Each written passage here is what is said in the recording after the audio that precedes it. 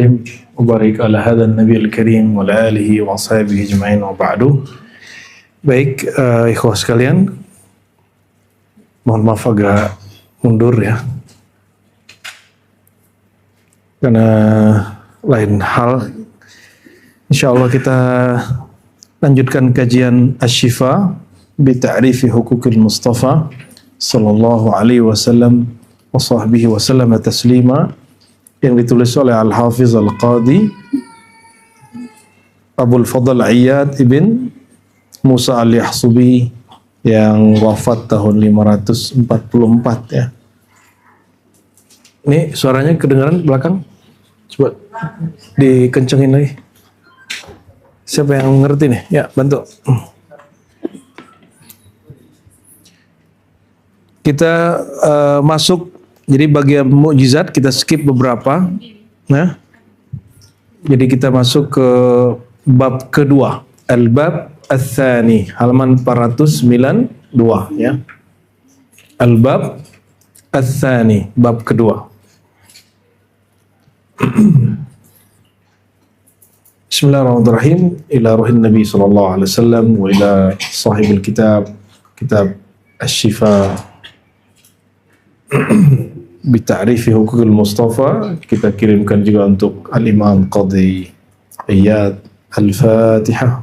Bismillahirrahmanirrahim. Ya na'budu wa nasta'in shiratal mustaqim shiratal ladzina an'amta 'alaihim ghairil maghdubi 'alaihim waladdallin. Amin. Ini ada yang khidmat dapat musibah ya, saudara Fajar ada kecelakaan, mohon doanya.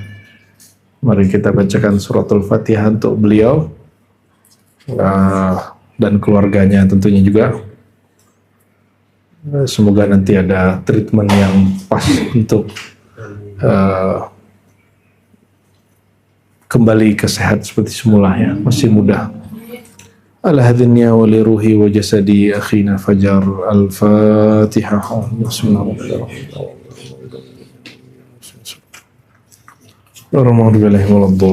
Amin. Al-bab ats-tsani fi luzubi mahabbatihi alaihi salatu wassalam. Bab luzum, luzum lazim. Lazim artinya mesti, kemestian, kewajiban, mahabbatihi, mencintai Nabi Muhammad sallallahu alaihi wasallam. Ya. Mahabbah itu bahasa Arab, kalau bahasa kita cinta. Kalau kita lihat kamus bahasa Arab, orang Arab sendiri bingung dengan bahasanya. Lalu mereka bikin mu'jam dan kamus-kamus juga, karena penghubung bahasa lama dan sekarang itu kamus. Lalu kita lihat lebih dari 5 kamus, mereka menyebut al-hubbu, cinta itu berarti muyul qalb, kecenderungan kolbu, hati condong, muyul ila syai'. Tapi muyul ini, muyul bahasa Arab, jadi apa arti cinta? Jadi al-hub itu muyul ila syai' ya.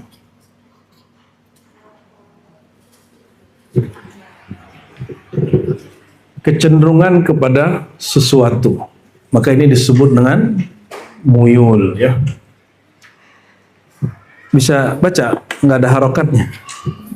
Muyulu ila syai', kecenderungan.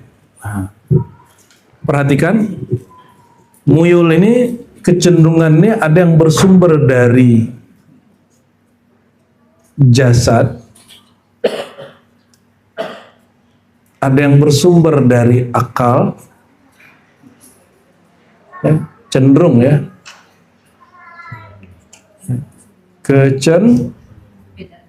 kecenderungan.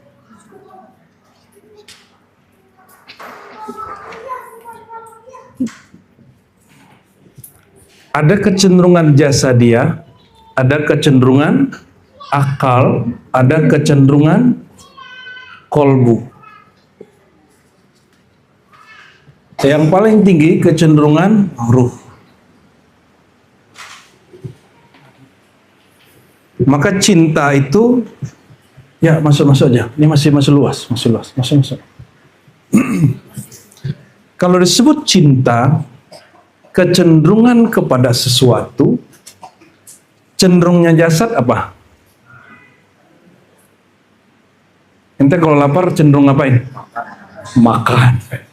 Kalau makan maunya yang enak, berbumbu atau enggak? Ya, ini kalau bisa ditutup aja lah. Ya, masuk lagi, tutup aja. Masuk Buya. Buya agak ke depan ya. Kalau kita lapar, ini banyak nih rumah makan Padang nih banyak. Kalau mahasiswa cari yang murah. Ya, tapi kalau orang sudah punya duit, dia nyarinya yang mana? Nyari rasa yang bukan nasi banyak. Kalau mahasiswa nyari nasi yang banyak. Beda toh? Oke. Kalau ngantuk, kalau capek ngapain? Tidur. Ini AC-nya dihidupin aja. Ya. Kalau ngantuk, capek, tidur. Kalau birahi, kawin. Gitu kan? Itu jasad. Tapi kalau kayak gitu sama dong kita dengan binatang. Lapar makan, aus minum, males tidur, birahi kawin. Itu apa beda kita dengan binatang? Di kita ada namanya kecenderungan akal. Ada nggak kucing yang sekolah? Kambing yang kursus? Kuda yang ngaji ada nggak? Kan nggak ada. Antum kalau makan, mohon maaf sekali, kalau makan seenak apapun ada limitnya nggak? Walaupun enak, dikasih makan terus. Gimana? Perasaannya gimana? Enak. Awalnya enak, lama-lama enak. Paham? Akal itu limitnya lebih besar daripada jasad, perut, lambung kita. Itu yang membuat orang bisa ngobrol, diskusi panjang. Orang Indonesia sebenarnya sudah ada peningkatan. Dari tadi sukanya ceramah-ceramah, ketawa-ketawa, sudah mulai senang podcast, dengerin podcast lama. Coba lihat podcast Deddy Corbuzier, panjang kan tuh. Podcast fulan. Artinya sudah ada kecerdasan bukan jasadiah, tapi sudah kecerdasan akal. Itu yang membuat kita senang ngaji. Karena gurunya menyajikan santapan akal lebih banyak dari sekedar santapan jasad. Dulu orang kalau maulid, yang dibayangkan habis maulid makan nasi kebuli. Betul gak? Kalau hari ini tidak. Orang ngomong gini, pengajiannya bergizi apa enggak? Pematerinya orang alim, orang cerdas atau tidak? Benar gak? Kalau dulu ustadz tuh penampilan yang penting, isi belakangan. Ngelucu dulu yang penting, isinya nomor sekian. Tapi sekarang jamaah kita sudah mulai dewasa. Mereka sudah mulai paham bahwa pengajian itu makanan tidak hanya sekedar urusan-urusan yang begitu. Dia ada kecerdasan akal. Makanya antum kalau ada pengajian isinya ngelucu doang mulai gelisah, betul nggak? Mulai gelisah. Kok ngaji gini-gini doang? Aku mau kenal Allah kok malah kata-kata doang. Mulai begitu? Sudah mulai? Selamat, Anda orang berakal. Ya. Dan kata ulama kita Ahlus Sunnah wal Jamaah, Imam Juwaini, Imam Baihaqi, Imam Ghazali, ya, ad-dinu liman lahu aql wala dina liman laisa lahu aqlun. Agama itu untuk orang berakal, bukan untuk orang yang suka ngebanyol, ngelucu-ngelucu. Mohon maaf sekali ya, mohon maaf semoga ente tersinggung ya. Semoga ustaz-ustaz tersinggung. Buka bias masuk.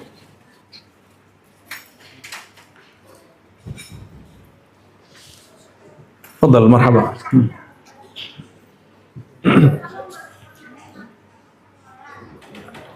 Ambil beberapa sajadah, taruh sini. Ya. Kalau Hanif ya.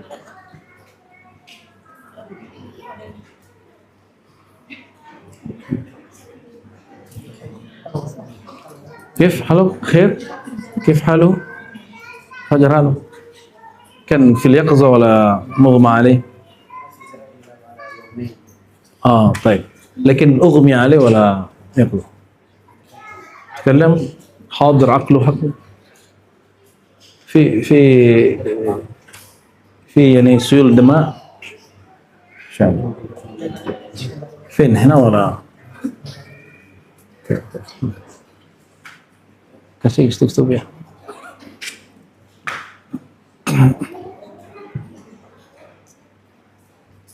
Fadal ya.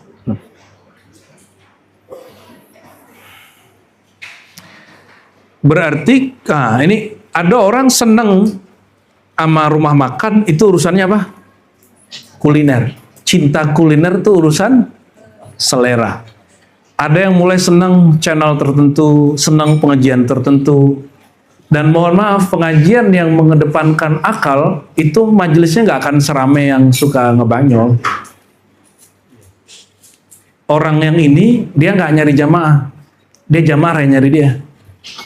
Ini nggak nyari murid, murid yang cari dia. Dan semoga kita minimal sampai di sini. Minimal. Makanya setiap majelis kita pakai kitab. Biar tidak hanya nguping, tapi juga ada kitab yang dibaca. Kalau antum nggak baca kitab, yang minimal nyalin lah. Nggak usah capek-capek baca, nyantri kan lama. Ya, saya nyantri bertahun-tahun. Buya Asfi nyantri bertahun-tahun, Buya Aldo bertahun-tahun, kuliah bertahun-tahun, hanya untuk menyajikan kepada kalian bab ini. Bab kecerdasan akli. Nah, maka standar orang beragama itu minimal berakal. Jadi kapan kita baru bisa ngobrol dengan orang? Kalau dia punya akal. Ya, antara ini ada satu hawa atau nafs, atau disebut juga ego. Ya. Ada yang senangnya ya tadi ngelucu-ngelucu, hidup saya sudah capek, jangan pengajian yang serius-serius amat gitu kan. Ada yang ngomong begitu gak? Ya. Ada yang ngundang Buya Aswi nih ke masjid. Kata orangnya, Ustadz tolong sindir si Anu, tolong sindir kelompok ini. Nah itu egonya main. Masjidnya masjid lahan ego. Iftah, buka-buka.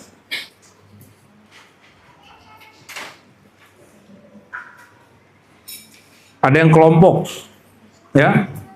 Nah, kecintaan kelompok itu mulai dari grup alumni, angkatan, gitu ya, sampai organisasi, partai, bahkan thariqah, bahkan mazhab, bahkan aliran. Jangan sampai kita, jadi mohon maaf, kita ini kenapa di ribat tuh orang sering nanya, thariqah ribut itu apa?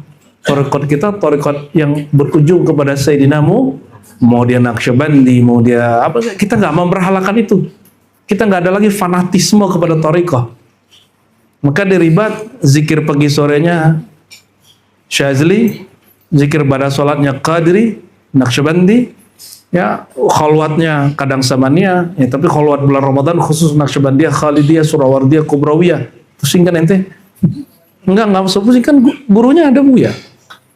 Pusing itu kalau kalian belajar sendiri. Kan sekarang semua thariqah itu sudah diramu oleh para buya-buya ini, lalu disajikan buat kalian. Itu, ya.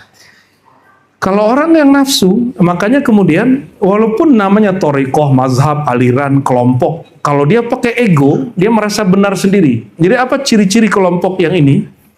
Dia udah naik nih. Hijrah, tapi malah suka cari kesalahan orang. Ada yang begitu nggak? Ada yang sampai di situ? Ente katanya thariqahnya thariqah rohani, tapi guru lama aja dihina. Sudah mulai merendahkan guru. Guru yang mursyid, maksudnya bukan guru-guru yang gimana-gimana ya. Ada orang yang pernah kita berguru tapi ini gak pantas jadi guru, ada. Yang kalau kita duduk sama dia kerjanya ngomongin orang dulu. Itu gak pantas jadi guru. Ya. Tinggalin orang begitu. Kata Ibnu Athaillah, la tashab ma la yunhiduka haluhu wa la yadulluka maqaluhu ila Allah. Gak usah berguru, gak usah berkawan, gak usah berkomunitas dengan orang yang halnya dan kalamnya tidak membuat kamu sadar bertuhan.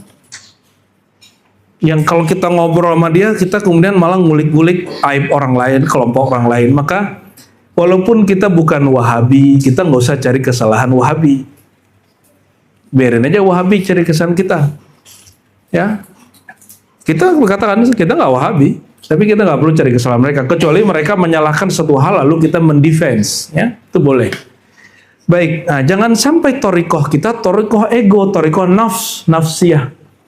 Nah coba perhatikan, orang bertorikoh lalu dia merasa torikohnya lebih keren. Oh yang lebih parah, kita anterin ke guru kita, habis itu dia merasa selevel sama kita Bu ya. Waduh keren banget tuh. Udah keren banget tuh. Keberhasilan yang gagal. Berhasil gagal. Lupa sama kulitnya. Antum coba lihat, sampai hari ini saya masih menghormati guru-guru saya yang lama-lama itu. Antum kan lihat, kita pas haul kemarin, guru kita Lampung sebagian kita datangkan. Ya. Dan teman-teman sudah menikmati gimana khidmat dengan beliau. Walaupun guru kita banyak, kita tetap khidmat dengan guru yang lama. Jadi kita bisa begini hari ini, itu asal keberkahan beliau-beliau itu. Betul nggak? Asbab beliau-beliau itulah. Nah, kecerdasan akal. Nah, sekarang ada cintanya, cinta kalbiah. Kalau kalbu itu kesenangannya adalah kesenangan mencari ketenangan. Nah, ini lagi. Kalau nafs, ego, aku. Kalau akal, mana yang benar? Nah, mencarinya kebenaran. Mana yang punya dalil? Jadi kalau orang mulai nanya, mana dalilnya? Ya, menurut kamu logis atau tidak? Cinta dia sudah mulai cinta akliyah. Sudah mulai cinta akliyah. Itu gunanya sekolah sebenarnya. Sekolah tinggi-tinggi. Biar kalian tuh kalau punya komunitas yang punya kesadaran yang hampir sama. Apalagi punya pasangannya. Pasangan yang punya kesadaran yang sama. Biar kalau ngobrol tuh nyambung. Jadi kalau ngaji jangan sendiri-sendiri. Kalau istrinya ngaji, suaminya ikut ngaji. Kalau suaminya ngaji, istrinya ikut ngaji. Biar nggak saling curiga. Ya. Kalau kajian kita kan nggak ada yang tertutup, semua jadi buka. Kecuali kajian tafsir Isyari itu offline. Tafsir Isyari itu tafsir yang di sini di ruh. Dia sampai nanti ditulis baru boleh dibuka. Sembari belum ditulis, kajiannya offline dulu. Jadi mohon maaf, 70% kajian rohani kita tutup offline. Itu saya nggak buka. Ya. Yang kita buka ini cuma 30% aja. Sedikit sekali yang kita buka. Mohon maaf ya. Jadi gak semua juga ya hadir. Cuma beberapa yang hadir. Yang kira-kira ya sanggup mendengarkannya aja. Karena ngajinya mulai dari jam 11 atau jam 10 sampai jam 3. Kuat nggak teh? Ntar kita cobain kalau kuat. Ya. Kalau kuat nanti kita terusin. Jadi pengajiannya kayak gini. Jadi kan biasanya saya pengajian begini itu sampai besok kadang. Nih antum pulang nih, nanti ada yang sisa. Yang sisa nanti lanjut ngaji sampai jam 3. Begitu. Dan gak boleh ada kata capek. Kenapa? Jasad itu mungkin dia lelah. Tapi kalau akal dapat sesuatu, coba anak kecil main game. Hanif kalau main game bisa 3 jam nggak? Lupa minum, lupa makan. Kenapa? Kelezatan akliyah itu lebih nikmat dari kelezatan makan minum. Itu yang bikin teman-teman kita usus buntu. Ya, seharian main PS. Dulu saya masih ingat waktu kita S1, S2 ya. S2 masih main PS loh. S3 juga banyak main PS. Kalau gue asli, ngapain main PS? Main handphone aja gitu. Sengaja lagi depan muridnya main ini kan, main game. Jebak ente semua itu ya. Biasa nih ya. Masih main game di handphone. Gaya-gayaan aja itu. Orang main game itu yang main jasadnya apa akalnya? Yang dominan akal. Nonton yang main jasad apa akal? Akal dibawain perasaan. Karena di sini ada khayali yang bermain imajinasi. Itu yang bikin kita kuat bertahan-tahan dengerin ILC. ILC berapa jam? 3 jam. Ya. Kalau saya sudah bosan dengernya. Gitu-gitu aja pembahasannya. Ya. Kita sibuk sama orang dan semua orang kayak pinter. Semua orang kayak pinter, bener gak? Ya, kaya pinter. Menurut saya, waduh, ngeri kalau orang ngomong itu sudah. Di Indonesia ini banyak orang pinter ngomong, pinter kerja yang kurang. Betul kan? Makanya acara-acara podcast, pengajian rame. Giliran kerja, banyakan ngomelnya daripada kerjanya. Ya, kerja itu nggak ada urusan menggelar ente ya. Kerja itu urusannya skill. Saya sekolah di sana, saya S2, S3 nggak ada urusannya. Ente bisa kerja nggak? Ya, saya paling suka kalau ada perusahaan dia nyari skill orang, bukan nyari gelar orang. Itu kita lebih senang. Sama ya, dalam bab ini juga hampir mirip. Ini nggak ada urusan sama nasab. Ente mau anak gus, mau anak gas-gis ya. Kalau nggak pernah ngaji akliyah, akal kepada orang nggak akan bisa cerita tentang akal. Nah, akliyah ini ilmunya ilmu logika, matematika di situ, ilmu kalam, ilmu akidah, ilmu tauhid, dan ilmu filsafat. Jadi mohon maaf kalau ente dengar ada ustadz mengharamkan filsafat, dia sedang membunuh akal kita. Hijrahnya keliru. Bank aja bisa diislamkan, masa filsafat gak bisa ya kan? Bank itu produk Yahudi. Filsafat sudah di Islam, udah disunat, udah dihitam sama Imam Ghazali, sudah syahadat itu. Paham gak maksudnya?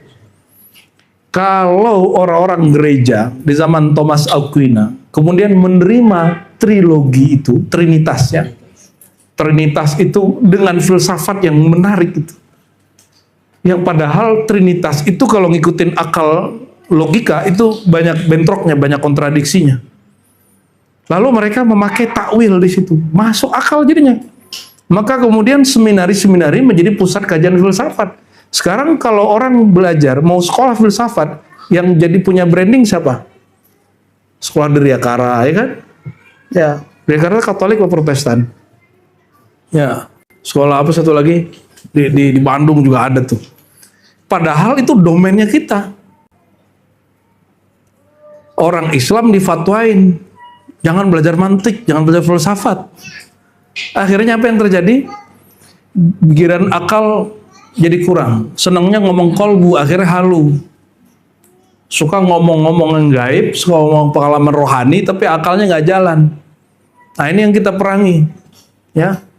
Terus sebabnya kalau diribat ada orang setoran ke Buya Asfi masalah mimpi-mimpi, kata Buya Asfi, di sini udah banyak. Ya mohon maaf kalian gak boleh tersinggung. Emang di sini udah biasa. Usah mimpi ketemu ini. Gak penting bagi kita itu. Yang penting pemahamanmu apa. Kalau mimpi kan hanya gift, anugerah. Bukan usaha orang mimpi itu apa. Maka kita berkali-kali mengatakan kesadaranmu rindu kepada Rasulullah saat sadar itu lebih tinggi daripada engkau mimpi 1000 kali Nabi. Ya, ini yang kenapa kita ngaji kitab tentang Rasulullah. Memang kita nggak bisa langsung ke kolbu bisa, tapi kan kalian perlu ada conditioning. Dari jasa dia akal ke kolbu itu perlu conditioning. Orang kan nanya mana kitabnya, mana dalilnya. Nah kita kasih kitabnya. Ini baru bab judul ya. Apa mana hub? Cenderung. Kolbu cenderungnya mencari ketenangan. Kalau ruh mencari kebahagiaan. Kalau akal mencari penjelasan, makanya akalnya dia mau cari penjelasan ini, penjelasan itu. Kalau jasad, pleasure, apa bahasa Inggrisnya? Kalau bahasa Arabnya ladzah. Ya, kenikmatan birahi itu jasad. Kenikmatan logis rasionalis itu akal. Akal itu tugasnya menetapkan dan menolak. Maka dia hanya butuh penjelasan, disebut burhani. Mana burhan? Udah nyampe belum burhan? Kalau kolbu dia mencari tenang. Ala bidzikrillah tatmainnul qulub. Kalau zikir hati tenang. Jadi orang nanya ke kita, dari dulu aneh ngaji tarekat, pertanyaan orang apa? Saya habis zikir kok hati saya nggak tenang. Lah masalahnya ente habis zikir. Zikir kan nggak boleh habis-habis. Kalau di Quran kalimatnya apa? Ya ayyuhalladzina amanu dzkurullaha dzikran katsira. Wahai orang beriman, zikirlah sebanyak-banyaknya. Nggak ada orang ngomong, aku sudah habis zikir. Jadi saya balikin aja pakai akal, nggak usah pakai kolbu. Lah kamu, Allah nyuruh zikir banyak-banyak, kamu bilang saya sudah zikir. Ya juga ya. Oke, kalau akal sekedar cari penjelasan burhan. Tapi ingat, yang dikenal oleh akal, dalil-dalil akal itu kadang-kadang tidak sampai kepada ketenangan kolbu. Kalau kolbu, dia tenangnya hanya dengan nama Allah, nama Rasulullah SAW, nama kekasih-kekasih Rasulullah. Itu sebabnya orang doyan ketemu kiai, sowan ke kiai, datang ke majelis. Itu orang lagi cari ketenangan kolbu. Lah di majelisnya ngomongin orang, menghujat pemimpin, menghujat kelompok lain. Ente tenang nggak? Seharusnya kolbunya bening, menjadi kolbunya bernoda lagi, keluar-keluar, menjadi orang paling benar sealam semesta. Nauzubillah subhanahu. Nah, kolbu itu dia sifatnya dia bergerak, dia berubah. Yang bisa membuat dia tenang cuma satu, menyebut nama Allah. Maka maharnya di kolbu adalah taubat dan talqin zikir. Itulah pentingnya bertarekat. Kalau di akal bermazhab, kalau di jasad ya makanan yang halal dan pernikahan yang halal. Pernikahan pasti halal kan? Kalau ruh dia mencari bahagia, sa'adah. Apa arti sa'adah? Happiness. Kebahagiaan ruh itu kalau dia kembali ke hadirat Allah, ruh itu sebenarnya tidak pernah berpisah dari Allah, namun dia terhijab saja dari Allah. Pandangannya terhijab, dianya nggak pernah pisah. Nyambung? Ya. Nah ini perbedaannya. Kalau ruh mengenal yang punya nama, kalau kolbu cukup menyebut nama. Maka di tarekat ada latihan-latihan zikir, biar orang berangkat keluar dari egonya, masuk ke dunia, ke alam kolbiyahnya. Nah ini yang mesti dilakukan. Ya, gimana? Nyambung? Ah, sekarang cintanya kita level yang mana? Cinta kita ke Rasul itu sudah level yang mana? Masih jasadiah atau sudah akal? Insya Allah sudah akal? Sudah? Nanti ada orang mengabarkan bahwa Nabi bininya banyak, terus menggauli budaknya di kamarnya Hafsah. Ente gimana? Ente terganggu nggak cintanya ke Rasulullah? Serius? Rasulullah menikahi Zainab binti Jahsy yang merupakan istri dari anak angkatnya. Itu kalau di tradisi kita gimana, Buya? Buya punya anak angkat, terus bininya Buya kawinin setelah dia cerai. Itu secara adat gimana? Loh nggak elok, masa Buya sih begitu? Gitu. Sekarang kita sampai ini secara jasad ente kan bilang, birahi Buya Asfi tinggi juga ya, gitu ya. Tapi secara akal ente sudah paham sudah. Kalau orang udah masuk wilayah akliyah, dia mulai selamat. Mulai dia selamat, beragamanya mulai selamat. Apalagi dia masuk wilayah nggak terganggu pandangan kolbunya, basirahnya ketika memandang sesuatu atau mendengar sesuatu yang bertabrakan dengan jasadnya, hawa nafsunya, egonya. Ego di sini. Ya.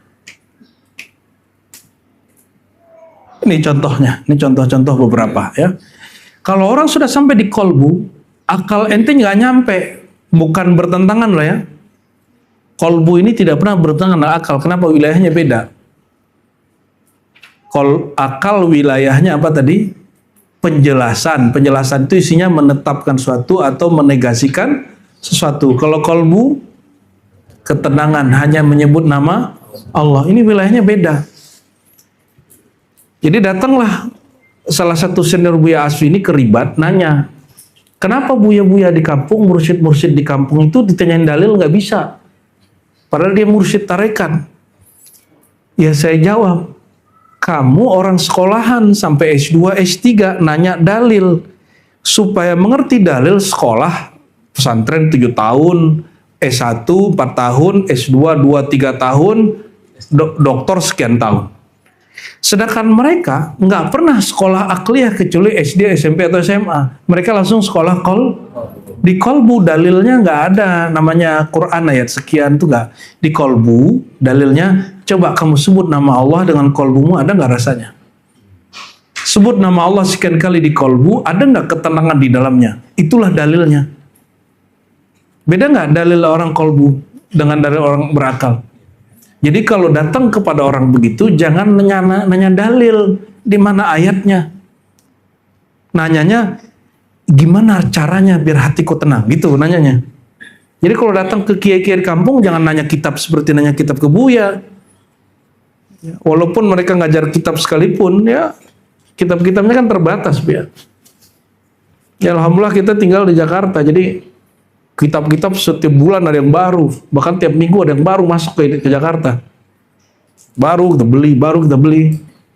Alhamdulillah, ya. Jadi kitab-kitab yang belum dibaca orang di daerah kita udah baca duluan. Alhamdulillah Rabbil Alamin, ya. Tapi kan nggak mungkin juga semua yang kita baca kita ceritain. Ntar ente yang pusing kan. Oke, kalau ruh, inilah wilayah yang kita sebut al-ma'rifah. Ma'rifat, ya. Kema'rifatan, yang itulah yang disebut zatul hub. Zat dari kecintaan. Inti kecintaan itu orang kalau udah sampai pada ruh. Mohon maaf, kalau baru cintanya sampai di kolbu, masih mungkin berubah. Karena kolbu berubah-ubah. Kalau pada akal nanti ketemu dalil baru lagi, ketemu ustadz yang lebih keren lagi, nanti berubah lagi. Kan jangan berhenti dulu semua. Kayaknya ini sudah jalan terakhirku. Belum tentu. Di atas langit ada langit. Ada gunung yang lebih tinggi. Kalau orang belum sampai kepada kesadaran rohani ini, ilmunya mentok. Itu yang membuat kita bosan. Makanya ente bisa ngomong gini, kemarin perasaan ngomong apa deh itu deh. Ya. Ini jujur, saya survei langsung. Kalian ngaji di sini banyak pengulangan atau banyak yang baru? Jangan karena sungkan mana. Banyak yang baru atau banyak pengulangan? Banyak yang ulang, banyak yang baru. Banyak yang ulang apa yang baru? Ya jangan karena malu, karena aneh. Kenapa kita ulang? Karena kemarin ente nggak datang, kita ulangin lagi. Ya udah besok kita nggak ulang deh, langsung aja.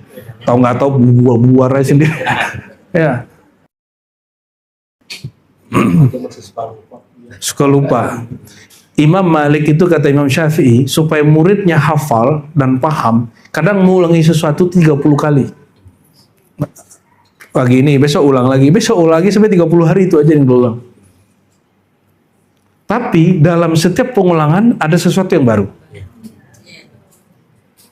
Dalilnya sama, contohnya sama, tapi nanti natijahnya, ya hasil yang didapat dari contoh yang sama itu baru. Itu Imam Malik. Ini diceritakan oleh Imam Syafi'i. Ini kan baru sama semua, tapi kan penjelasannya hari ini beda. Konteksnya dari apa? Kecenderungan. Jadi apa yang disebut cinta? Kecenderungan ke sesuatu, dia tergantung motifnya dari mana. Dia bergerak cintanya itu dari birahinya, dari akalnya, dari kolbunya, atau dari ruhnya. Dan kabar gembiranya, siapa yang sudah mulai kepada akal, dia sudah mulai beragama secara sadar. Kalau sudah pada kolbu, dia sudah masuk tataran salik. Salik ini sudah 50% ke atas sampai 75. Tapi 75 sampai mau selesai itu wilayahnya ruh. Dan wilayah ruh itu cintanya tidak tergantikan apapun yang terjadi di sini. Oleh karenanya, ketika Sayyidina Umar mendengar istrinya ngambek dari Rasulullah, biasanya mertua kalau dengar laporan dari anaknya tentang mantunya gimana? Pronya sama siapa? pro sama anaknya. Kalau Sayyidina Umar enggak, malah dia sidang anaknya. Karena cintanya Sayyidina Umar sudah sampai pada tahapan ruh. Sayyidina Umar melihat cintanya Sayyidah Hafsah saat itu masih ego. Diajar oleh beliau sampai kemudian sebulan Rasulullah berilah, bersumpah tidak menggoli satupun istrinya. Akhirnya istrinya kembali semua. Dan mereka sudah naik dari ego kepada akal, kolbu, masuk kepada ruh. Ya. Di jasad ini ada kecemburuan. Kecemburuannya nanti tengkar fisik. Makanya binatang tuh suka rebutan makanan nggak? Nah, kalau ente suka bertengkar, apa bedanya ente sama binatang? Ya. Kalau akal suka tengkarnya debat, maka asik kan dengan orang debat. Ente kan nggak suka sama inisial R itu, tapi kan senang kan dengerin RK, bukan RK yang gubernur. RG. Ente nggak suka kan? Orang pengajian mana suka? Tapi senang lihat kan? Ya Pak dosen nggak suka, tapi yang lain pada senang kan? Dia ngomong gitu kan? Menurut saya. Kita nggak senang sama dia, tapi akal kita menikmati totongan itu gitu. Kalau kita nggak suka, ente nggak suka ngeliat orang polemik nasab, tapi kenapa masih ditonton? Polemik nasab tuh pakai dalil kan dia, satu pakai manuskrip ini, satu pakai manuskrip ini. Terus kenapa masih ditonton? Katanya menggelisahkan hati. Itu masih aja ditonton. Kenapa nggak wiridan malah nonton itu? Jujur ayo, jujur ya kan. Sebelum kesini juga ada yang masih nonton itu. Ada satu dua ini, ya, karena seliuran di beranda YouTube-nya. Kalau orang sudah masuk kepada wilayah cinta ruh, itulah cinta murni. Dia cintanya tanpa syarat. Sayyidina Umar, dia nggak pro lagi sama anaknya, dia pro sama Rasulullah SAW. Ya semoga hubungan kalian, ya suami, istri, orang tua, anak, kawan dengan kawan, minimal akal masuk kepada kolbu, semakin kepada ruh, temannya semakin sedikit. Ya, tapi wilayahnya luas. Oleh karenanya Sayyidina Nabi SAW mendidik 313 orang ahlul badar, bisa mengalahkan ribuan orang-orang kafir Quraisy yang dibantu oleh Romawi. Kalah. Kenapa? Karena ruh ini capeknya nggak ada capek di ruh. Rohani itu nggak pernah capek, nggak pernah ngeluh. Nah, sudah mulai begitu belum? Ngepupuklah cinta itu sampai ke cinta rohani. Dan itu nggak bisa sendiri-sendiri, mesti dibimbing oleh guru. Gurunya juga mesti paham mana yang wilayah kolbu, mana wilayah akal, mana wilayah rohani. Maka nanti kalau ente makan bukan karena panggilan jasad semata, tapi ruhnya yang memerintahkan. Kamu makan karena Allah, supaya nanti kamu kuat ngaji, kuat berkhidmat, kuat berjuang, kuat tahajud gitu. Ngapain? Kerja bukan lagi karena ingin sekedar cari makan, tapi kerja itu karena Allah mengatakan carilah akhirat, jangan lupa dunia. Jangan dibalik ya. Kalau ustaz-ustaz hari ini mohon maaf, kita harus 50-50. 50% dunia, 50% akhirat. Itu melanggar Quran dan Sunnah. Quran mengatakan, ya carilah akhirat, jangan lupa dunia. Yang disuruh cari dunia hanya dikatakan jangan lupa. Kenapa? Tujuan kita akhirat. Jadi kalau ada masalah-masalah di dunia kerja, jangan ngeluh-ngeluh amat, udah jalanin aja. Kalau nggak betah situ pindah. Kalau nggak bisa juga ente buat kerjaan baru, buat sendiri, atur-atur sendiri, ya gaji-gaji sendiri, gila-gila sendiri lah tuh. Ya nggak mau diatur orang, tapi masih mau kerja sama orang, itu kan ambigu. Akal itu rusak namanya. Jadi saya melihat banyak karyawan stres. Stres itu mulai akalnya bermasalah. Kalau ada kita lihat nih, menteri-menteri kita lihat ya, coba lihat. Menteri yang hari ini menggugat ijazah presiden lama, itu kan dia lagi asik-asik jadi menteri terus diberhentiin. Sakit hati. Berarti dia tidak berkhidmat, tidak hubungan dia dengan presiden lama itu nggak sampai kepada kolbu dan ruh. Baru ego aja. Kan malu kan jadi menteri diberhentiin. Sampai kemudian datengin kuburannya. Ente masuk akal nggak tuh orang begitu? Orang urusannya ijazah terus bawa kuburan. Saya rasa hati nuraninya itu udah padam. Ya, kita nggak respect sama begituan. Kalau ingin membuktikan ijazah orang nggak benar ya ilmiah aja, kan urusannya urusan ilmiah. Ya, karena kebenciannya sudah meliputi kolbunya. Nggak tahu yang digugat benci juga apa enggak, kita nggak tahu. Kayaknya dia mulai kesel terus dia laporin ya. Allahumma sholli ala sayyidina Muhammad. Nah ini kecenderungan kita kepada Rasulullah, jangan lagi karena cenderung ego, sholawat 300, 400 biar rezekinya lancar, itu masih ego tuh. Masih begitu nggak? Sholawat pelaris, masih begitu? Serius nih? Wah selamat, ente sudah masuk ke akal, bahkan sudah masuk ke kolbu, sudah masuk ke kolbu itu. Tapi senang kan kalau dapat pengajian, baca ini bisa begini, masih senang kan? Ya. Mancing doang Bu ya? Enggak ya? Alhamdulillah ya. Jadi target kita nih jangan mati ya. Wala tamutunna illa wa antum muslimun. Jangan kamu mati sampai kamu sampai pada makom al-muslimun. Al-muslimun itu al-Islam, penyerahan total. Itu bagian ruh. Ya, bagian ruh ya. Allahumma sholli ala sayyidina Muhammad.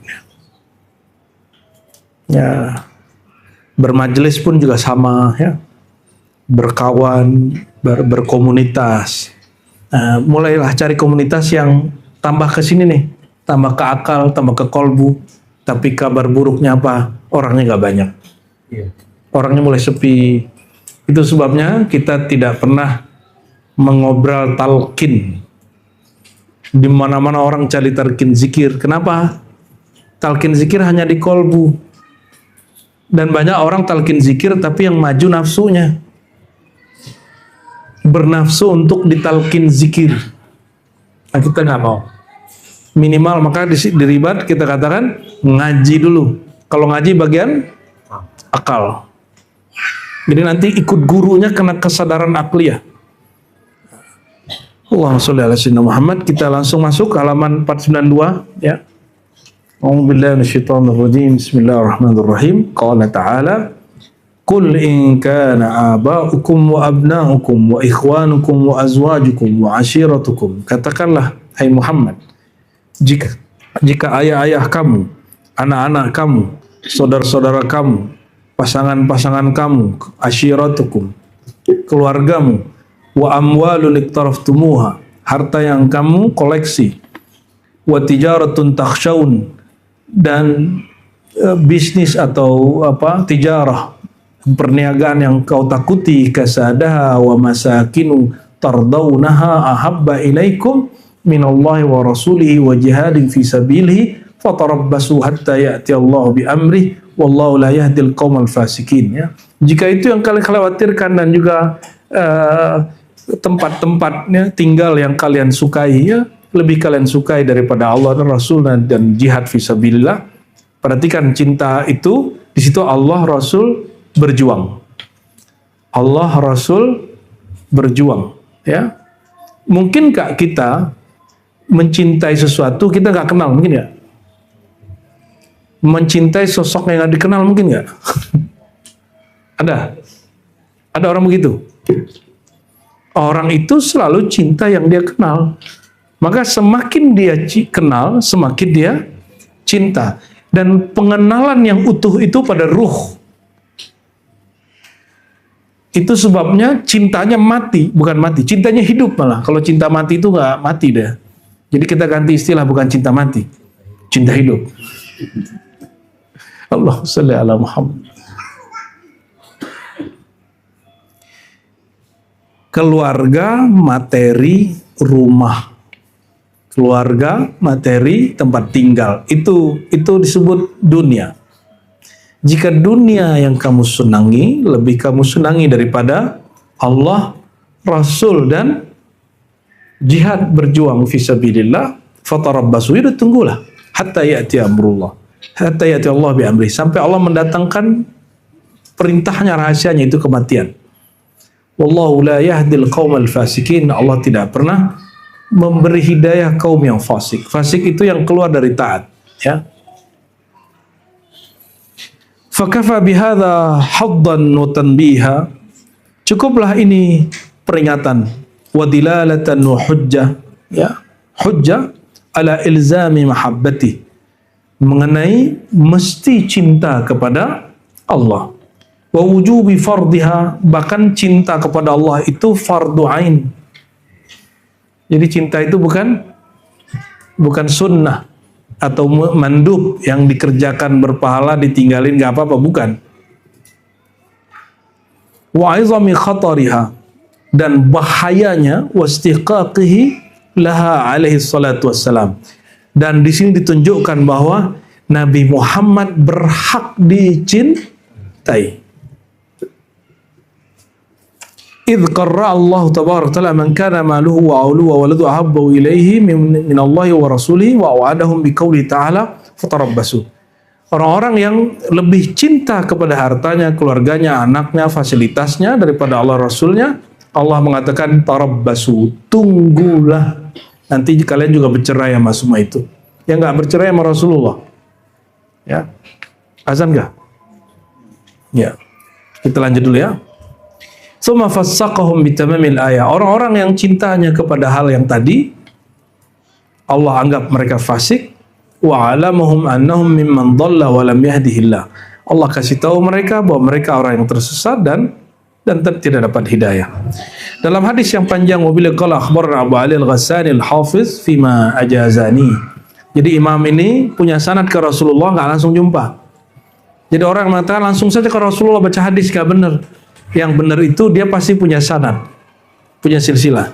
Dia dari Ghassani dan mengatakan wa huwa mimma qara'tu ala ghairi wahidin. Betul-betul. Qala hadatsana Siraj bin Abdullah Al-Qadi, ya dari Siraj, dari Abu Muhammad Al-Asili. Qala hadatsana Al-Marwazi, qala hadatsana Abu Abdullah Muhammad bin Yusuf Al-Firabri, qala hadatsana Muhammad Ismail Al-Bukhari. Ini sanadnya ke Imam Al-Bukhari. Qala hadatsana Yaqub bin Ibrahim, qala hadatsana Ibnu Ulayya an Abdul Aziz bin Suhaib an Anas. Imam Bukhari punya guru Yaqub Ibnu Ulayya, Abdul Aziz Suhaib, Anas bin Malik. Berapa orang? 4. Ini disebut rubaiyat. Antara Imam Bukhari dengan Nabi ada 4 orang, 4 generasi. Jadi selevel Bukhari tidak pernah langsung ke Nabi. Dia masih punya guru, gurunya punya guru lagi, gurunya punya guru lagi, 4 generasi. Ini yang standar. Dari Sayyidina Anas radhiyallahu ta'ala anhu, anna Rasulullah sallallahu alaihi wasallam qala la yu'minu ahadukum, tidak beriman seorang kamu, hatta akuna habba ilaihi min waladih, sehingga aku lebih dia cintai daripada anaknya, wa walidihi, orang tuanya, wan nasi ajmain, pasangannya, kawannya, saudaranya, dan semuanya. Ini Nabi mengatakan bahwa iman kalian sempurna hanya kalau cinta aku melebihi yang lain. Jujur, cinta ke Rasulnya sudah melebihi ke diri sendiri belum? Ke pasangan belum? Ya, ini mohon maaf nih ibu-ibu, kalau suaminya ngaji lebih lama daripada kalian protes nggak? Kalau protes berarti belum benar-benar cinta dengan Rasulullah SAW. Masih mending loh, dulu di zaman Nabi, orang jihad itu disuruh 6 bulan nggak pulang-pulang. Ini cuma ngaji doang semalaman, pulang-pulang diketusin. Begitu gak?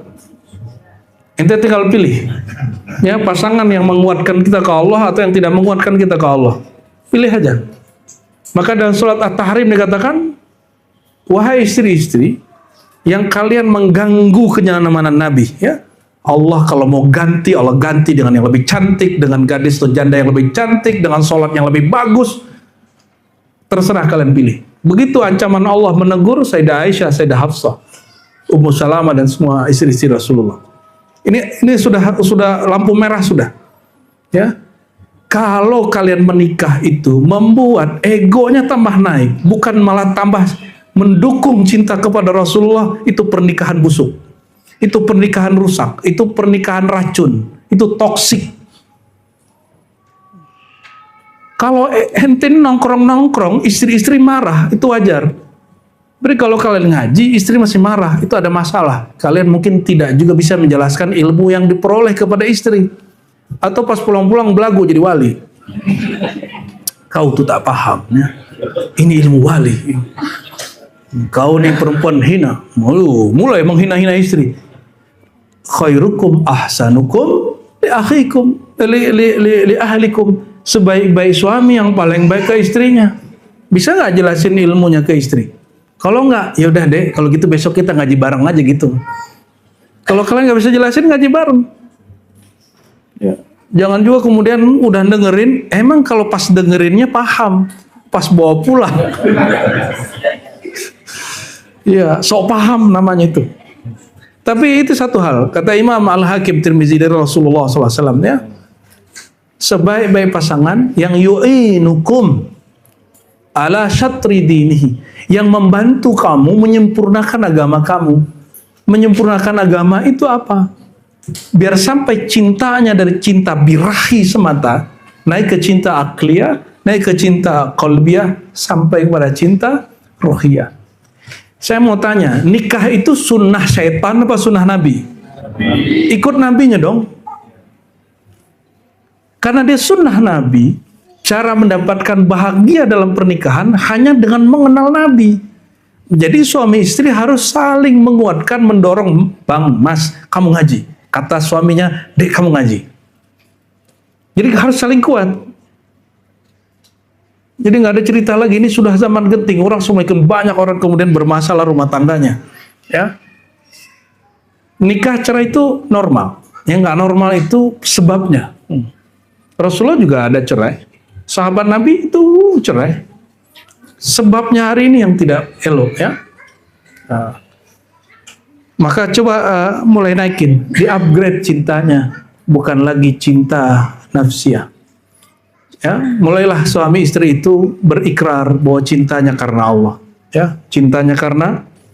Jadi apapun ego kita yang bertentangan dengan kepentingan Allah dan Rasulnya kita kesampingkan. Ya. Ke teman, ana uhibbuka fillah, sama bininya enggak. Ya akhi, aku cinta engkau karena Allah. Sama istrinya belum dia pernah ngomong begitu. Ya. Ya akhi, ya ukhti, uhibbuka fillah. Prat. Sama pasangan sendiri dulu kita ngomong begitu. Proses, emang proses. Supaya apa? Kalau nanti kalian ada gesekan-gesekan ego, kembalikan kepada Allah. Kembalikan kepada orang yang mengenal Allah lebih banyak dari kita. Gitu caranya ngelolanya. Sunnah yang dikerjain sunnah Nabi, namanya pernikahan. Tapi giliran mau mengenal Nabinya, pasangannya melarang, kan lucu. Ya, jangan sampai terjadi yang jomblo-jomblo nih, kalian harus betul-betul pas, ya. Yang jomblo kan ada berapa orang, ya. Allahumma sholli ala Muhammad. Hadis ini kita riwayatkan dari guru kita Abu Ya'Sya'rani, beliau dari Syekh Yasin dari Umar Hamdan, dengan sanad yang bersambung kepada pengarang kitab ini Qadiyat, beliau dari Ghassani dengan sanad yang bersambung ke Bukhari yang bersambung kepada Sayyidina Anas mengenal Nabi bersabda, la yu'minu ahadukum, kamu tidak beriman hatta akuna habba ilaih, sehingga aku lebih dia cintai min waladi, dari anaknya, dari keluarganya, ayah ibunya, wan nasi jama'in, dan seluruh manusia. Dengan ini juga saya ijazahkan semua yang hadir hadis ini, ya, qabilna gitu. Jadi seakan-akan kalian sudah mendengar hadis ini langsung dari Rasulullah, tapi melalui perantara sanad tadi, ya. Kalau jalur Bukhari kalian nomor 23, saya nomor 22 berarti, ya. Saya 21, kalian 22. Kecuali jalur Habib Salim Jindan itu bisa lebih pendek, cuma belasan, ya. Namun sanad ini ada yang menggugat sebagiannya karena hanya belasan sanad kepada Rasulullah SAW. Lalu hadis berikut, an Sayyidina Anas radhiyallahu taala anhu anin Nabi SAW dengan sanad yang hampir sama, ya. Salasun man kunna fi wajada halawatul iman. Iman itu ada manisnya. Sudah terasa belum? Udah terasa belum? Mohon maaf, ini sekedar juga introspeksi bagi kami para mualim, para buya ini. Sudah mulai terasa belum nikmatnya zikir di Ribat? Sudah mulai terasa belum asik nikmati pengajian sampai perjalanan, mau tidur? Sudah mulai terasa? Pertanyaan terakhir, masih beda-bedain Buya nggak? Masih beda-bedain nggak? Ya, itu permintaan saya, jangan dibedain. Orangnya emang beda. Orangnya emang beda. Mereka menyajikan sesuai dengan kedalaman akliyah, qalbiyah, ruhiyah mereka yang walaupun basicnya sama, tapi setiap pengalaman kan beda-beda. Jadi jangan kemudian compare antara Buya-Buya ini, cukup katakan aku ingin menikmati ilmunya Buya A, Buya B, Buya C. Jangan dibanding-bandingin. Ya, ojo dibanding-bandingin. Allahumma sholli ala Muhammad. Oke? Kalau betul sudah, berarti kalian sudah mulai menikmati akliyah imaniyah, akal iman, tapi kalbu iman kita cek.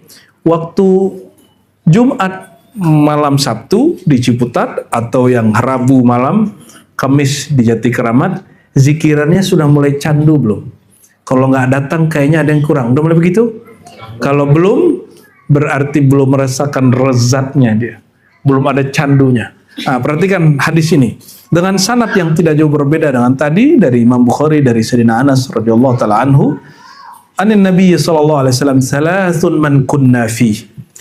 3 indikator, 3 hal, 3 amalan yang jika ada itu pada seseorang, wajada halawatul iman. Dia akan mendapati manisnya iman. Idzan lil imani hulwun wa murrun. Iman itu ada manisnya, ada pahitnya. Berarti ada pahit juga iman toh? Ada pahitnya. Pahitnya itu perjuangan. Pahitnya itu dibenci orang, diejekin orang, mempertahankan iman. Ya, pemahaman kita belum terima orang. Yang paling repot teman sendiri, saudara sendiri, pasangan sendiri, goncanglah di situ, itu pahitnya. Itu yang terjadi pada Sayyidina Bilal, disiksa ya.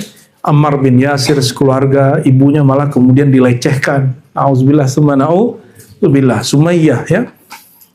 Perempuan mujahidah pertama, bayangkan dia nggak mau beriman, apa urusannya sama kemaluannya kemudian ditombak sama tuannya. Betapa jahatnya orang nggak beriman itu. Orang hanya mempertahankan iman, kenapa kemudian kehormatan dia yang diganggu? Maka antum semakin musyrik, semakin gila. Saya mohon maaf melihat ada orang bawa-bawa ajaran Islam Nur Muhammad, tapi isinya khurafat. Mulai cenderung dengan jimat-jimat, mulai cenderung dengan yang aneh-aneh. Itu dia mulai memandang orang itu hina, kelompok lain hina. Udah, jangankan orang lain, guru orang lain, anak sini beda paham dia hina. Dia gila sendiri anaknya. Seperti yang terjadi pada zaman Nabi SAW, kafir-kafir Quraisy itu menyiksa orang beriman lebih gila. Bayangkan kalau Nabi mau balas dendam, masuk Hudaybiyah tahun 6 Hijriah, itu senjata lengkap dia. Sekitar 1.500 sahabat Nabi, mereka sudah siap dengan senjata dan semua alat perang. Tahu-tahu diboikot kafir Quraisy, mereka sekitar cuma 10 kilo sampai di Mekah, 10-15 kilo. Hudaybiyah itu sekarang masuk kota Mekah, kalau dulu belum. Diboikot, kalau Nabi mengatakan kita serang Mekah, itu bakal langsung hancur. Semua saudara sepupu Nabi yang masih kafir mati semua. Tapi nama begitu nggak Nabi? Nabi beranggapan menang itu tidak selalu perang. Benar itu tidak selalu menang. Benar itu kadang ngalah dulu, dihujat dulu, diboikot dulu. Sedangkan Umar gimana Umar? Pengennya dia kalau emang kita benar, kita harus menang. Beda logikanya? Nah, sekarang banyak orang versi Umar yang belum diislah itu. Habis itu kan Umar diislah oleh Allah. Ya, ketika Umar mengatakan, Rasulun anta, ente masih Rasul nggak Muhammad? Alakun dinuna, agama kita benar nggak Muhammad? Ente ngomong begitu ke aneh nih, ente beneran dokter nggak? Ini gelas ini bisa melayang nih. Ente bilang torikot ente beneran sahih nggak Rasulullah? Nama kitab-kitabnya bisa terbang kepala ente. Kalau ngikutin ego saya. Tapi Rasulullah bukan makhluk ego, beliau makhluk rohani. Ketika dibentak begitu oleh muridnya, oleh sahabatnya, beliau diam aja. Karena dalam ilmu psikologi modern ditemukan, orang kalau marah, objek yang dia marahi tidak akan pernah dia pandang benar, walaupun punya hujah yang benar. Ini tips ini buat laki-laki kalau lagi marahan sama istri, itu istri marahin istri, ente harus jauh-jauh, ngalah dulu ya. Jangan pernah jawab, jangan pernah kemudian masuk lewat hujah ke apa. Kenapa? Ente bakal selamanya salah. Dan sebaliknya, kalau suaminya lagi merasa benar, jangan dijawabin. Juga jangan diam terus. Buatin kopi. Kenapa? Bisa kemudian pecah nanti ya. Ini laki-laki ini kalau marah bisa ente ngelempar barang karena ente nggak mau nyakitin istri. Akhirnya nyari barang itu yang dihancurin, bener nggak? Jujur, betul nggak? Kalau nggak kepalanya dibenterin, kan itu orang bodoh begitu. Beneran diam. Habis itu DBD. Alhamdulillah. Ini kenapa? Ini dalam psikologi modern ditemukan orang kalau marah dia nggak akan bisa terima kebenaran apapun dari objek yang dia marahi. Nabi sudah temukan itu tahun 6 Hijriah. Sekarang 1447. Orang baru ketemu sekitar 10 tahun 5 tahun yang lalu. Kebenaran itu secara psikologis. Nabi sudah paham, maka ketika Umar, yang setan kalau ngeliat Umar dari jauh, kamu kabur. Umar pun itu kemarahannya bukan kemarahan syaitan, itu kemarahan ego dia. Dia masih mencintai Nabi dengan ego. Maka ketika Umar mengatakan, ya Rasulullah, setelah diriku, engkaulah yang aku paling cinta. Nabi senyum. Enggak begitu Umar. Enggak begitu. Engkau harus lebih mencintai aku, baru mencintai dirimu. Baru Umar revisi. Itu habis kejadian ini nih. Habis dia bentak Rasulullah, apa yang dia lakukan? Dia nggak tidur malam hari, dia zikir, tahajud, tobat setiap hari, 40 hari. Seperti Nabi Adam bertobat 40 hari, 40 malam. Siangnya puasa. Dia nggak sentuh istrinya, dia nggak kemana-mana, dia hanya menunjukkan perhatian, mencari perhatian. Ya Allah, tolong buka pintu maaf di kalbu Rasulullah. Karena dia setelah menyakiti gurunya, kekasih Allah Subhanahu Wa Taala, Sayyidina Muhammad Sallallahu Alaihi Wasallam. Ada nggak ente yang begitu habis nyakitin guru terus tobat 40 hari 40 malam? Kan nggak ada. Ya, habis gosipin guru, kafarah 3 hari, ada nggak? Kan nggak ada. Habis berpikir jahat tentang gurunya, tentang mursyidnya, terus tahajud 7 hari 7 malam, ada nggak? Puasa siang harinya, kan nggak ada. Makanya numpuk itu nafsiyah dalam diri ente. Bergurunya masih ego. Gimana enaknya aku? Kalau nggak sesuai dengan aku, tinggalin guru. Astagfirullahaladzim. Orang begitu nanti akan dipertemukan dengan guru sesama ego. Dan kalian akan dimanfaatin, akan dieksploitasi oleh guru-guru begitu. Ya, kita say hello aja. Marhaba, ya. Di ribat, mohon maaf, ada nggak satu orang di sini yang saya mintain 1 rupiah pun, ada nggak? Ada? Antum kalau bikin ribat, bikin aja, kan suluk untuk kalian bukan untuk aneh. Aneh udah selesai suluk dari tahun kapan? Ya, kalau kalian emang butuh tempat suluk, buat bikin. Makanya kita bikinnya bareng-bareng, betul nggak? Dan siapapun yang bikin, dia nggak ngerasa kemudian ngeluarkan duit, dia ngerasa ini untuk tempat rumahku, rumah rohaniku. Ya, saya bukan Nabi Khidir. Kalau Nabi Khidir boleh dia bikin yang aneh-aneh. Nabi Khidir bunuh anak kecil, ngancurin kapal, kemudian melakukan hal-hal yang di luar logika Sayyidina Musa, boleh. Saya bukan Nabi Khidir. Saya bukan Imam Mahdi. Saya bukan Wali Ghaus. Ya, saya nggak punya hak melakukan murid seperti itu. Kita egaliter. Kita setara, makanya saya temenin ente yang ngopi-ngopi. Kalau aneh lebih tinggi kan ngapain aneh nemenin ente depan-depan situ kan? Ya, kan hierarki kita beda ya. Nggak ada begitu, di kita nggak ada begitu. Bagi kita yang berbeda hanya takwa indallah, di sisi Allah Subhanahu Wa Taala. Ya, jadi kepada orang rumah ya kita minta maaf kalau kemudian kebersamaan bersama jamaah ini lebih banyak daripada kalian ya. Ini udah minta maaf sama istrinya. Ya maafin deh gitu dong ya. Kebersamaanku bersama saudara-saudara rohani lebih banyak daripada bersama kalian. Dan disebutkan di sini manisnya iman itu ada 3 hal. 1, ayyakunallahu wa rasuluhu ahabba ilaihi mimma siwahuma. Engkau kenal Allah, kenal Rasulullah, sehingga cintamu kepada Allah dan Rasulullah lebih besar daripada semuanya. Berarti ini babnya apa? Mengenal Allah, mencintai Allah, mengenal Rasul, mencintai Rasul lebih besar dari semuanya. Oke, nyambung? Itu asbab orang mencintai sesuatu lebih besar karena dia mengenal. Mengenal mungkin nggak tanpa ngaji? Nggak mungkin. Lewat pengajian, lewat ilmu. Makanya sebelum la ilaha illallah fa'lam dulu. Maka berilmulah kamu sebelum baca la ilaha. Sebelum nyembah Allah ya kenal Allah dulu dong. Kita mau nikahin orang ya ta'aruf dulu, kenalan dulu.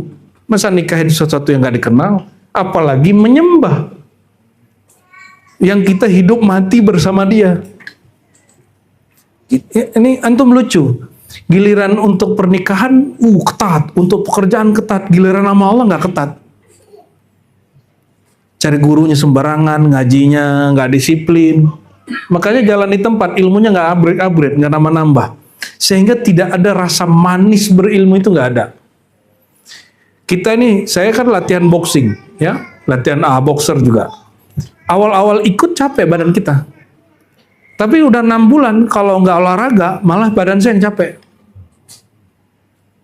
Ngaji itu awal-awalnya melelahkan, tapi pada akhirnya kalau nggak ngaji malah resah. Nah nanti coba rasain begitu deh ya. Semoga semua sudah sampai di level itu, dan itu dipupuk terus. Inilah yang membuat kita rindu kepada Rasulullah. Karena antum gak jumpa Rasulullah, rindu kepada pewaris Rasulullah SAW. Kami ini para mu'alim tidak layak jadi pewaris Rasul. Tapi alhamdulillah kita punya ijazah, punya isnad, punya sanad kepada guru-guru. Semoga kami dilayakkan Allah menjadi pewarisnya. Amin. Ya Rabbal Alamin. Lalu disebutkan di hadis kalimat berikutnya, indikator kedua orang merasakan manisnya iman, ayyuhibbal mar'a la yuhibbuhu illa lillah. Tidak cinta kepada seseorang kecuali karena dalam rangka mencintai Allah. Maka saya mau tanya, siapa yang belum merasakan manisnya iman, manisnya berumah tangga dengan iman, itu asbab dia menyayangi pasangannya belum karena Allah. Ente baru sayang pasangan karena ego, karena pengen ego kita dicintai. Supaya pasangan ngelayani nafsu kita juga digituin sama dia. Itulah yang disebut orang barat, pernikahan itu awal perbudakan. Kita enggak. Pernikahan itu awal cinta. Itu bedanya. Ya. Ini suami-suami kerja buat istri ngerasa jadi budak istrinya? Atau ente bangga bisa menafkahi istri? Ada kebanggaan nggak? Seneng nggak nafkahin istri? Seneng? Atau merasa diperbudak? Merasa dikerjain? Halo? Jangan-jangan ente merasa diperbudak istri nih? Halo istri-istri, kalian ini merasa dieksploitasi nggak birahinya sama laki-laki? Enggak ya? Beneran nih? Nggak jawab juga ya? Karena mencintainya belum karena Allah. Cobalah mulai setiap hari sering mengatakan uhibbuka fillah, aku cinta kamu karena Allah. Mulai latihan-latihan, ya. Nggak langsung begitu, enggak. Ya, carilah waktu yang paling intim, sehingga yang ngomong itu kemurniannya. Kalau nanti ada konflik-konflik, kembalikan ke pasal pertama itu. Ana uhibbuka, itu pasal pertama ya. Aku cinta kamu karena Allahnya yang penting. Jadi apapun masalah, kembalikan ke pasal pertama. Pasal pertama bukan apa senang istri, apa senangnya Allah. Ya, baru nanti kalau benar rumah tangga, baru benar satu kampung, baru benar satu provinsi, baru benar satu negara. Jadi kita juga lagi bangun negeri nih, ya. Biarlah mereka bangun infrastruktur, ya. Kita bangun orang yang ngisi infrastruktur itu, insya Allah. Insya semampu kita. Maka kita nggak pernah menghujat pemimpin walaupun kita nggak coblos dia. Kita selalu doakan dia, kita selalu sokong dia, semua, tapi kita juga sedang memperbaiki dirinya. Allahumma sholli ala sayyidina Muhammad. Dan hadis kalimat ujung terakhirnya, indikator ketiga orang merasakan manisnya iman, ayyakraha ayyauda fil kufr kama yakrah ayyuqdhafa finnar. Orang itu dia benci untuk kembali kepada kemaksiatan, kekufuran, masa lalu yang gelap, masa kejahilan, sebagaimana dia tidak suka dilempar ke api. Ada yang senang masuk api nggak? Ini urusan api kan? Udah pernah masuk api? Pernah? Ya panas. Pengen balik lagi nggak? Nggak mau nih. Ini pawang api nih. Kerjanya urusannya sama kebakaran. Ya, yang paling repot itu kebakaran emosi. Ya, itu paling repot. Benar nggak? Kalau kebakaran logika, kasih aja dalil. Kalau kebakaran emosi, kasih dalil malah mental semua. Dan yang paling indah, kebakaran cinta rohani. Itulah sahabat Nabi 313 lawan 1000-an orang kalah semua. Itu mereka sudah kebakaran cinta rohani. Kita harus sampai di bab itu. Ihraq, hubbur ruh, ya. Lalu beliau mengatakan, ya, ini mau selesai, la anta, ya, kata Sayyidina Umar, la anta ahabbu ilayya min kulli syai'in la nafsi allati baina janbai. Ya Rasulullah, engkau lebih aku cintai dari segala sesuatu kecuali diriku. Ini yang tadi. Ini hadis sahih loh itu. Ya. Apa jawaban Nabi? La yu'minu ahadukum hatta akuna ahabba ilayhi min nafsi. Muncullah hadis ini. Enggak ya Umar, kamu tidak betul-betul beriman sampai aku lebih dia dominankan, dia cintai melebihi cinta dirinya sendiri. Karena cinta diri itu cinta ego. Kalau cinta Rasulullah, ego kita ke bawah. Kalau cinta ego, kolbu, ruhnya nggak ke bawah. Ya. Dan penutup ya, hadisnya, qala Umar waladzi alladhi anzala alaikal kitab la anta habbu ilayya min nafsi allati baina janbai. Faqala Nabi al-an ya Umar, ya. Qala Sahal man lam yara wilayat ar-Rasul sallallahu alaihi wasallam fi jamil ahwal wa yara rasul fi milkihi alaihi salatu wasallam la yadhuku halawata sunnatihi lianna an-nabi sallallahu alaihi wasallam qala la yamunu ahadukum hatta akuna habba ilayhi min nafsihi. Sahal at-Tusturi, Sahal Tusturi ini jumpa Imam Abu Daud, ya. Dia sudah imam, wali besar, wali kutub. Dia cinta ahli hadis. Ini sufi, imam tariqah. Jumpa Imam Abu Daud, apa kata dia? Wahai Abu Daud, aku ada hajat kepadamu. Mungkin nggak? Kata Abu Daud, apapun buat engkau mungkin. Lalu ini orang cinta, ini cintanya cinta rohani. Secara akal mungkin nggak masuk rasional logika.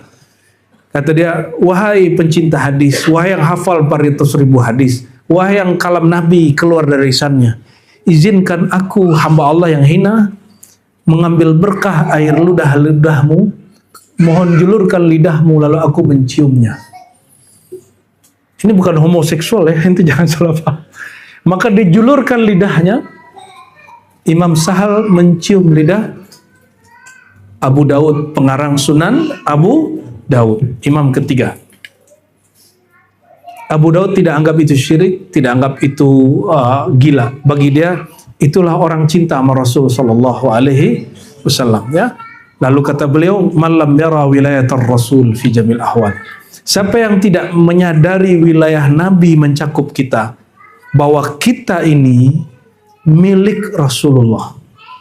Ego kita mesti tunduk kepada ego Rasulullah. Kata Nabi, kamu tidak beriman, la yu'minu ahadukum hatta yakunu hawa taba'an lima jitu ilaih. Sehingga nafsunya tunduk kepada risalah yang kubawa. Nah, ego kita bilang, menurut aku begini, aku nggak ridho, aku tersakiti, aku senang. Nabi bilang lain, ente tunduk. Taflah, insyaallah wa tas'ad. Ingin bahagia, ini semua laki perempuan, apapun yang nggak sesuai dengan akunya ego kita, lalu Rasulullah mengatakan boleh, tinggalkan ego, ikuti Rasul sallallahu alaihi wasallam. Dan sebaliknya, siapa yang melakukan itu siap-siap satakunu min as'adin nas, insyaallah kalian akan jadi orang paling bahagia. Hidup paling bahagia, paling senang sudah. Maka kata Imam Junaid, seandainya orang tahu apa rahasia kebahagiaan di dalam hati kami, maka para panglima, para jenderal, para raja akan merebut itu dari kami dan membunuh kami untuk mendapatkan itu. Ini kata Imam, apa yang ada dalam dirinya? Mereka menjadikan dirinya, egonya, kolbunya, akalnya, ruhnya semua untuk Nabi Muhammad sallallahu alaihi wasallam. Maka makan pun ngikut makan Nabi. Nabi makan dari tangan ke makanan. Nabi bismillah, kita bismillah. Bahkan mohon maaf, hubungan suami istri pun dia ngikutin cara Nabi. Ya. Akal dia berpikir ala Nabi, kolbu dia zikir ala Nabi, ruh dia mencinta karena Nabi Muhammad sallallahu alaihi wasallam. La yadzuq halawa sunnati. Orang yang tidak melihat, menyadari bahwa dirinya wilayah itu, dia tidak akan merasakan manisnya mengikuti sunnah Nabi Muhammad sallallahu alaihi wasallam. Semoga kita semua, ya, lahir batin, keluarga, saudara, orang majelis, ya, anak-anak, orang tuanya, pasangannya, mulai merasakan manisnya ikut Nabi Muhammad sallallahu alaihi wasallam. Barangkali itu kajian kita pada sebelum asar ini. Habis asar kita lanjut, ya. Lanjut langsung, nanti ini makan ringan sebentar, ya. Karena sebentar, habis itu kita sholat asar, habis sholat asar langsung ngaji lagi sampai maghrib, insya Allah ngisi akal qalbun ruh. Insya. Assalamualaikum warahmatullahi wabarakatuh.